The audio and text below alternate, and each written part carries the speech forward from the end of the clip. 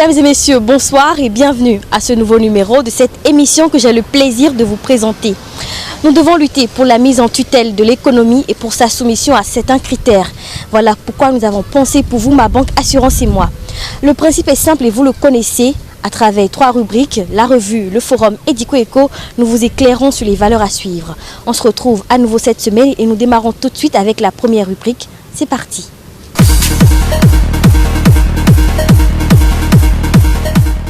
Les conseillers communaux de la ville de Lokossa ont adopté en cette fin de semaine le budget 2020 de la commune.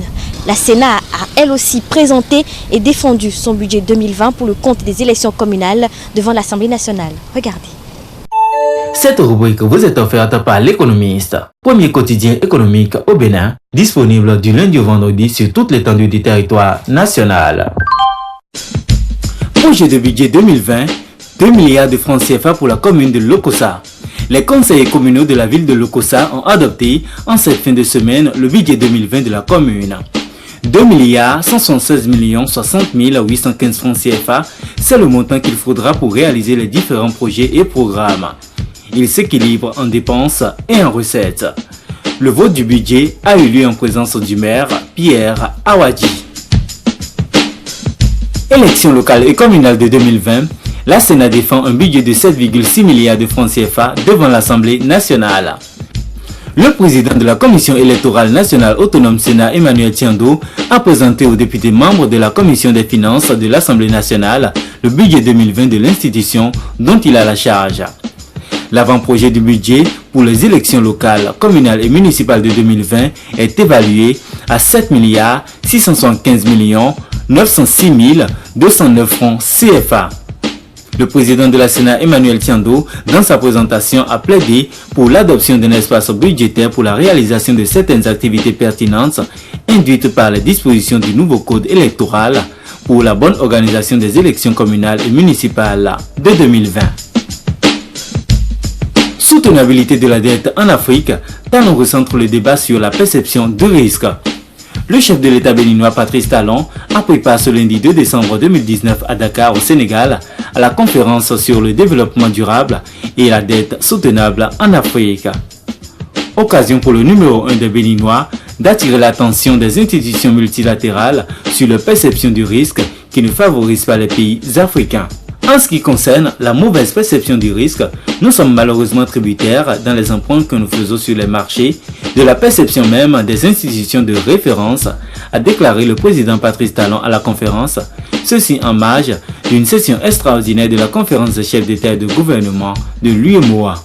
Aux côtés de ses pairs de la sous-région, le premier des Béninois s'est illustré par la teneur de son propos qui a provoqué de fréquents applaudissements nourris de la salle remplie d'experts sur la question. Accès à l'énergie au Bénin, adoption d'un nouveau plan tarifaire sur l'électricité. Le Conseil des ministres s'est réuni en sa séance extraordinaire le mercredi 4 décembre 2019. Entre autres sujets abordés, figure l'adoption d'un nouveau plan tarifaire sur l'électricité en République du Bénin.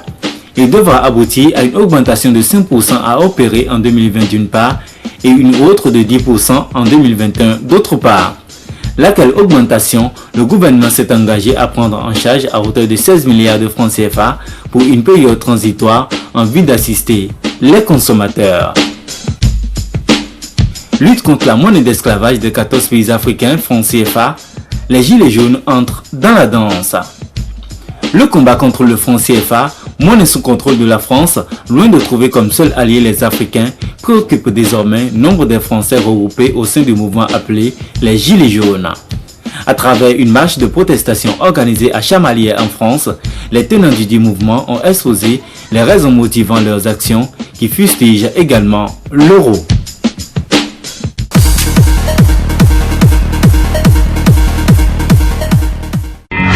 Suivez désormais sur votre chaîne ETélé, votre magazine économique et financier Ma Banque Assurance et moi.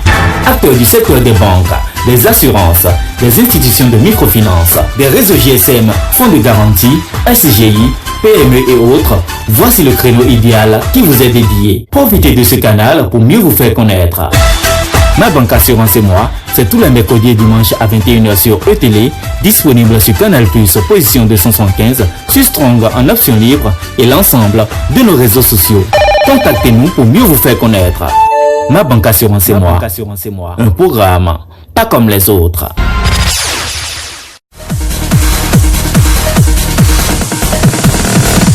Nous avons fait le tour de l'actualité économique. Ne zappez pas parce que tout de suite, c'est le forum.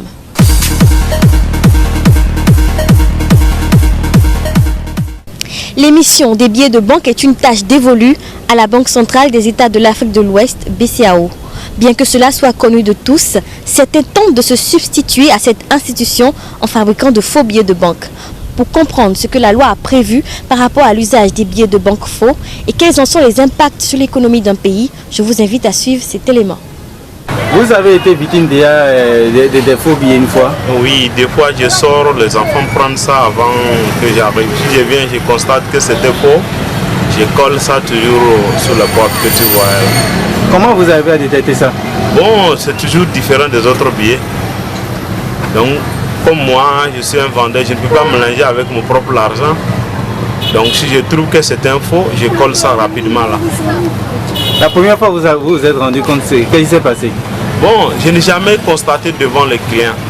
Des fois, moi-même, je prenais ça s'il y a beaucoup de clients. Tu me donnes, je donne la monnaie rapidement. Et après, je constate que c'était faux. J'enlève ça dans mon argent.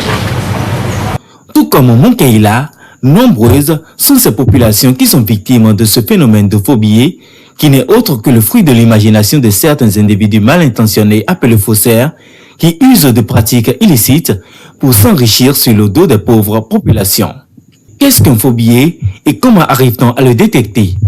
Casimir Pedjo, journaliste spécialisé dans les questions économiques, nous répond. Un faux billet, c'est un billet qui n'est pas fabriqué, qui n'est pas produit donc, par les instances. Et le processus donc, de fabrication d'un billet de banque est du ressort, que ce soit le billet ou le chèque, ou bien la pièce de monnaie est régie par des tests communautaires. Et ici, en ce qui nous concerne, au niveau de l'Afrique de l'Ouest, précisément au niveau donc, de l'Afrique francophone de l'Ouest, c'est la Banque centrale des États de l'Afrique de l'Ouest qui est la structure faîtière, la garante donc, de la production donc, des billets de banque. Chaque jour, les faussaires redoublent d'ingéniosité pour mettre sur le marché des billets contrefaits qui sont des fois tellement bien falsifiés qu'il faut être vraiment vigilant pour les détecter. Comment alors peut-on reconnaître un faux billet du vrai? Comment reconnaître? Il y a d'abord le caractère physique. Vous savez, d'un billet à un autre, en ce qui nous concerne, d'un billet à un autre, la dimension n'est pas la même. Quand vous prenez un billet de 500, il n'a pas la même dimension qu'un billet de 1000 francs, ni de 2000, encore moins de 5000 et de 10 000. Déjà, donc, en termes de reconnaissance, chaque billet a ses caractéristiques. Alors donc, au nom de ces caractéristiques, il y a la forme, donc la dimension, mais aussi la couleur. La couleur nous permet donc d'identifier. Au-delà de la couleur et de la forme, vous avez ce qu'on peut également appeler les signes distinctifs. Alors, très souvent, dans nos habitudes, quand les bonnes dames prennent très souvent les billets, il y a une habitude que nous avons chez nous.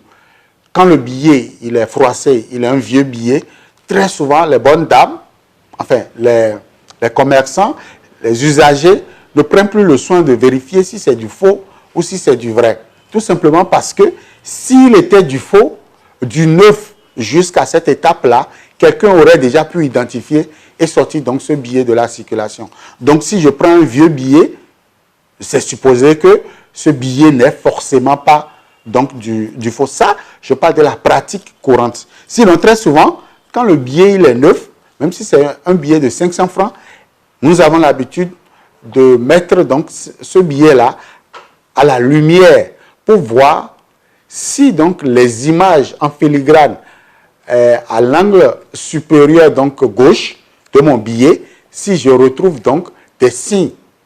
C'est des caractères, je parlerai informels, c'est des habitudes que nous avons très souvent dans le train-train quotidien pour aller un peu plus vite. Et donc, si vous n'avez pas ces signes-là, forcément, la bonne dame commence par soupçonner le billet. Mais de plus en plus, au regard donc de la technologie qui évolue de jour en jour, les trafiquants arrivent donc à remettre donc cela au point. Alors, il y a aussi le papier, la matière première qui a servi à fabriquer donc ce billet-là. C'est une matière qu'on ne retrouve pas de façon ordinaire sur le marché. Et donc, très souvent, quand les bonnes dames prennent ce billet-là, elles mettent ça à la bouche. Et quand c'est du papier ordinaire, tout de suite, c'est imbibé de salive. On ne sent pas le caractère imperméable donc, du billet original, authentique. Le billet authentique présente un caractère un peu imperméable à l'eau, à un certain niveau donné. Donc, les bonnes dames essaient donc d'imbiber cela de quelques gouttelettes de salive pour voir ce que cela va donner. Alors, tout ça, c'est des caractères qui nous permettent d'identifier le faux du vrai billet. Le 26 juillet 2018, la police républicaine du Bénin a démantelé et présenté à la presse béninoise un réseau de faussaires ayant en leur possession 80 millions de francs CFA en faux billets. Quel aurait été l'impact de cette cagnotte sur l'économie nationale s'ils avaient réussi à les mettre sur le marché? Mettre de faux billets en circulation reviendra donc à financer le terrorisme, à financer des activités illicites, à financer également l'économie, mais de façon informelle. Alors quand vous le faites, vous tombez sous le coup de l'inflation. Ça fait grimper donc l'inflation. Il y aura plus de l'argent en circulation que les populations en ont besoin. Il y aura donc une sorte de cherté. Les produits seront plus chers à l'achat parce qu'on a suffisamment d'argent. Imaginez-vous que nous soyons donc dans un pays, enfin dans une communauté de 8 pays où chacun peut se lever un matin, fabriquer le billet avec une imprimante, il imprime et il va acheter ce qu'il veut. Nous ne sommes plus dans une économie sérieuse. Et donc, il faut contrôler la libre circulation donc de la pièce du billet, mais aussi des autres moyens. Parce que la question du faux billet aujourd'hui est allée au-delà et est rentrée aussi au niveau des GSM, avec la monnaie électronique, que les banques aussi font. Donc tout ça doit être intégré. Que retenir alors en guise de conclusion? En guise de conclusion, il faut déjà dire il faut dire aux populations que le billet que vous tenez dans votre main ne vous appartient pas. C'est un bien communautaire, ce n'est même pas un billet national. Le billet appartient à 8 États qu'on appelle, en ce qui concerne l'Afrique de l'Ouest, la communauté économique des États de l'Afrique de l'Ouest, dirigée donc par la Banque centrale, qui est garante. Donc, ce billet que vous avez en main tous les jours n'est pas pour vous. La pièce de monnaie que vous avez dans vos mains, la pièce ne vous appartient pas. Vous êtes en quelque sorte un locataire de cette pièce. Vous avez votre fortune, vous êtes milliardaire. Je ne sais pas, vous êtes millionnaire. Ou bien vous êtes un petit commerçant de la rue, vous avez votre fortune, qu'on peut évaluer à 10 000 milliards, à 100 000 milliards, ou peut-être à quelques pièces. Ça, c'est votre fortune. Mais le billet ne vous appartient pas. Le billet, c'est un moyen d'échange. Vous n'avez pas le droit de contrefaire ce billet. Parce que quand vous contrefaites ce billet, vous agissez négativement sur l'économie. La question des faux billets est tellement dense et délicate qu'on ne saura développer tous ces paramètres en une seule émission. En attendant de revenir sur d'autres aspects au cours de nos prochaines émissions, retenons tout simplement qu'être auteur ou complice de la contrefaçon des pièces ou billets de banque est une infraction qui peut vous mettre dans de beaux draps.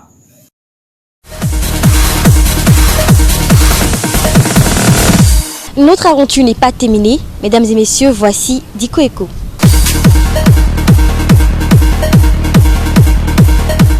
L'inflation est un phénomène qui alimente les controverses entre économistes. Les débats portent souvent sur les conséquences parfois positives, mais aussi sur les causes.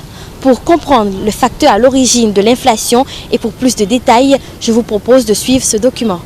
Cette semaine, nous parlons de l'inflation. Si la demande d'un produit ou d'un service essentiel excède l'offre et que les producteurs ne peuvent ou ne veulent augmenter immédiatement la production, alors l'excès de demande va conduire à l'augmentation des prix. Le phénomène d'excès pouvant concerner un marché spécifique ou au contraire l'ensemble de l'économie, si par exemple la demande générale est trop stimulée par une politique budgétaire ou par une offre de crédit bancaire trop dynamique. On assiste alors à ce qu'on appelle pic d'inflation. L'inflation peut être induite par un excès de masse monétaire ou par la demande. Souvent stigmatisée, l'inflation n'est pas toujours jugée néfaste par les économistes. L'inflation produit des effets sur le pouvoir d'achat des ménages. Si les prix augmentent plus vite que les salaires, cela entraîne une baisse de la quantité des biens et services qu'un ménage peut acheter. Toutefois, l'inflation a plusieurs effets néfastes. Elle favorise le gaspillage des ressources, elle encourage l'abandon de l'épargne, elle favorise l'augmentation de la consommation et enfin, elle accroît le déficit de la balance des paiements. Notons que ces effets apparaissent plus particulièrement en cas d'hyperinflation ou d'inflation galopante.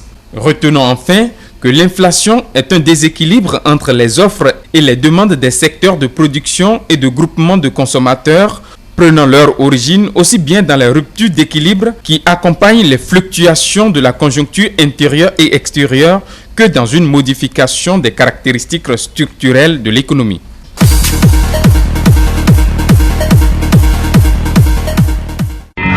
Suivez désormais sur votre chaîne ETélé, votre magazine économique et financier Ma Banque Assurance et Moi.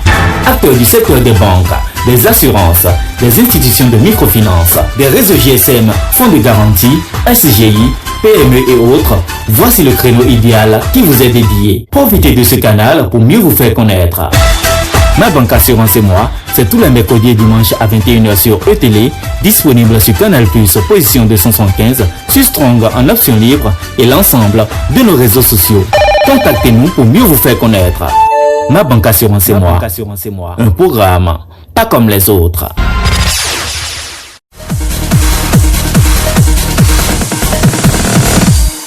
Terminus, c'est ici que prend fin cette aventure. C'était un plaisir de rester en votre compagnie. Je vous invite à retrouver cette émission sur la page YouTube de la chaîne de télévision ETélé, mais également sur le site www.l'économistebene.com. On se donne rendez-vous semaine prochaine, même jour, même heure. À bientôt.